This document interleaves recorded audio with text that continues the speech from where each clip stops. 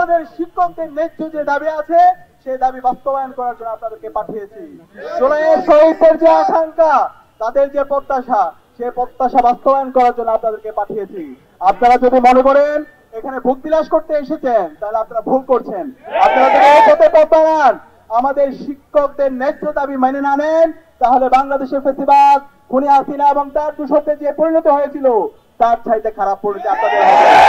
শিক্ষক সমাজকে বলতে চাই, আপনারা হতাশ হবেন না, আপনারা হীনমন্য হবেন না। আপনাদের সাথে সারা দেশের ছাত্র সমাজ আপনাদের সাথে একত্রতা পোষণ করছে। আপনাদের সাথে ঢাকা বিশ্ববিদ্যালয় কেন্দ্রীয় ছাত্র সংসদ, রাজশাহী বিশ্ববিদ্যালয় কেন্দ্রীয় ছাত্র সংসদ, চট্টগ্রাম বিশ্ববিদ্যালয় কেন্দ্রীয় ছাত্র সংসদ, জাহাঙ্গীরনগর বিশ্ববিদ্যালয় কেন্দ্রীয় ছাত্র সংসদ সহ নির্বাচিত সকল সংসদ আপনাদের সাথে একত্রতা পোষণ করছে। ডিজাইন, এলিগেন্স, বিউটি, সেরা পণ্য সবার জন্য জেভিকো। পুরো প্রজন্ম আপনাদের সাথে একতা পোষণ করছে।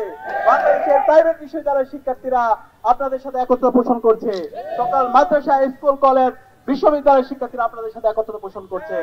এবং আমরা বলতে চাই, শিক্ষকদের যে ন্যায্য দাবি, আপনাদের দাবিটা কি? সামান্য একটা দাবি। সে দাবি হচ্ছে আমাদের শিক্ষকদের যে বেতন, সে বেতনের 20% তাদেরকে আবাসন ভাতা দিতে হবে।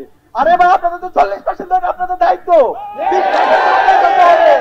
40% দেওয়া এটা হচ্ছে আপনাদের রাষ্ট্রের দায়িত্ব। সেখানে কেন একজন শিক্ষককে 20%-এর জন্য দিনের পর দিন এই শহীদ মিনারে রোদে পড়তে হবে এবং বৃষ্টিতে ভিজতে হবে? এবং আমরা আমাদের শিক্ষকদের দাবি, ছোট্ট একটা দাবি, তাদের ট্রিটমেন্টের জন্য, চিকিৎসার জন্য তাদের 1500 টাকা ভাতা। আরে ভাই, 1500 টাকাটা কি বেশি? রাষ্ট্রের টাকা দেওয়া হয়েছে, হাজার হাজার কোটি টাকা আপনারা লোপাট করছেন, সেটা উদ্ধার করেন। আপনারা আমাদের শিক্ষকদের উপর জুলুম করবেন না, সেই জুলুম আপনারা বরদাস্ত করবেন না, আগুন নিয়ে খেলবেন না, বাংলাদেশের ছাত্র সমাজ। এবং আমরা একই সাথে আমাদের শিক্ষকদের যে দাবি, যারা স্টাফ আছে তাদের উৎসব ভাতা, 75% উৎসব ভাতা, সেটা একটা ন্যায্য দাবি। আমি অনুরোধ করবো অন্তর্বর্তীকালীন সরকারকে, এখনো সময় আছে, শিক্ষকদের ন্যায্য যে দাবি আছে সেই ন্যায্য দাবি মেনে নিন। তাহলে এমন ঝড় হবে, এমন উত্তাল তরঙ্গ হবে যেটা আপনারা বইতে পারবেন না।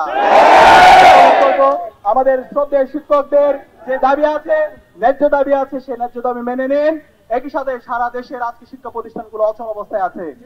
আমাদের এমপিভুক্ত যে শিক্ষক, সারা দেশের শিক্ষা ব্যবস্থা 57% শিক্ষা ব্যবস্থা, 97% শিক্ষা ব্যবস্থা আমাদের এমপিভুক্ত শিক্ষকদের সাথে কানেক্টেড।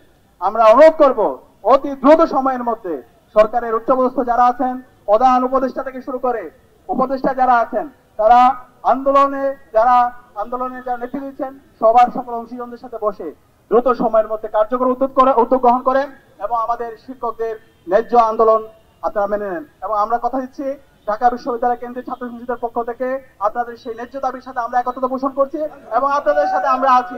আপনারা একত্রতা করবেন না, বিজয় আসবে ইনশাআল্লাহ।